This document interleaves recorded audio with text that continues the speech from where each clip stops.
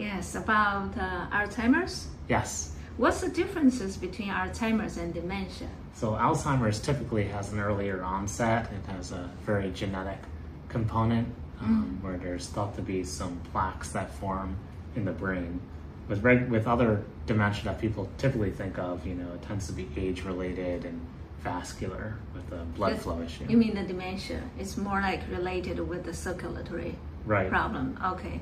Dementia is more like the area related with acetylcholine neurons. Yes. It's a degenerate. Right. Yes, specific area. For Alzheimer's. Okay, yes. Alzheimer's. But do you think the symptoms, can you differentiate it if this is Alzheimer's, if it's dementia? So typically Alzheimer's has a much earlier onset, so like ages 40s, 50s, maybe 60s, but it also has classic clinical symptoms, like people lose their car keys, they get lost going the same way they went for 30 years to work. All of a sudden they're starting to get lost.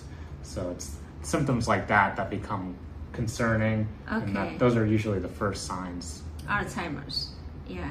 And I was listening to Huberman Lab, the neuroscientist podcast, and they said they cited the dopaminergic neurons, which causing the Parkinson's. They said when the symptoms shows up, you already lost between 70 to 75% of the neurons producing dopamine.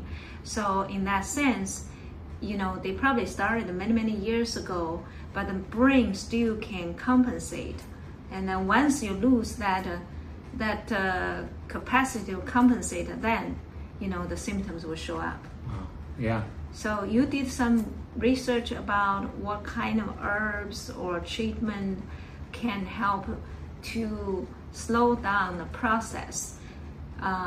Regenerating the neurons will take a long time, right? Yeah, it's very difficult to regenerate the neurons in the central nervous system, right? Because in the peripheral nervous system we can regenerate them, but because we have the Schwann cells, but in the central nervous system, we can't as easily because of the oligodendrocytes. But they're actually doing some new research over at the University of Miami with the Schwann cell transplantations to the central nervous system to try to help with the regeneration of neurons in the CNS, which is very interesting. The herb that I found, there's a study done in 2003. It was a randomized, double-blind, placebo-controlled trial that showed that sage can actually improve cognition, mood, and agitation in patients with Alzheimer's over the course of 4 months compared to placebo, mild to moderate Alzheimer's disease. That's 4 months? Oh, it was a 4-month trial. Okay. For people with mild to moderate Alzheimer's disease. Oh, good. And they compared taking sage every day compared to placebo, and it was significantly more effective at improving cognition, decreasing agitation, improving mood. Whoa. Yeah. And agitation can be a big issue with Alzheimer's patients because people are always in a hurry and they seem like they really have somewhere they have to go or something they have to do. And that just has to do with the chemical processes in the brain. Yes. But the sage is thought to inhibit acetylcholinesterase and butyrylcholinesterase. So it kind of increased the level of acetylcholine. Exactly. Whoa. They're both those pathways. Oh, wonderful. That's what we think. And the sage is very tasty. I use sage to cook vegetables, the soup, the meat.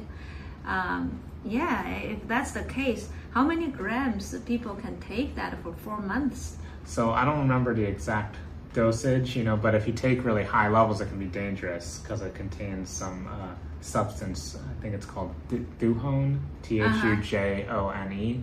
It's not really safe for pregnancy as far as we know because there aren't really good trials on it. Because it can...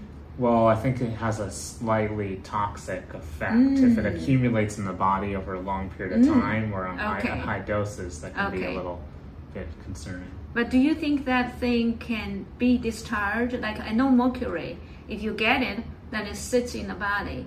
You never can discharge that.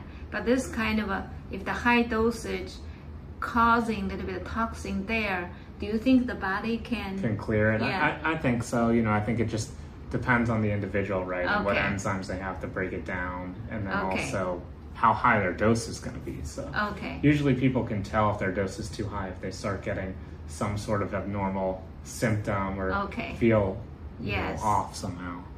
Okay, that's wonderful idea because I love sage, I love basil, and Italians use a lot of herbs to cook. So Italians even they have high cholesterol, or they eat a little bit of sweets and drink a little bit of wine, and they still have very healthy, long life. Yeah, and I think having the herbs, growing them yourself and having the freshest, version of the plant or herb is better than taking any sort of, capsule or Exactly. pill, because it just, can oxidize when it's broken down into a powdered form. Yes. Lose a lot of the potent benefits Yes. that they have. Yeah, I like fresh herb instead of the dry things. Yeah, I grow a few different ones. Did you grow sage? You can grow some sage. I haven't grown sage here, Basil, but I have chives and basil. Oh, you have chives. You have basil. Yep, and rosemary, Oh, oregano. I love Yeah. basil.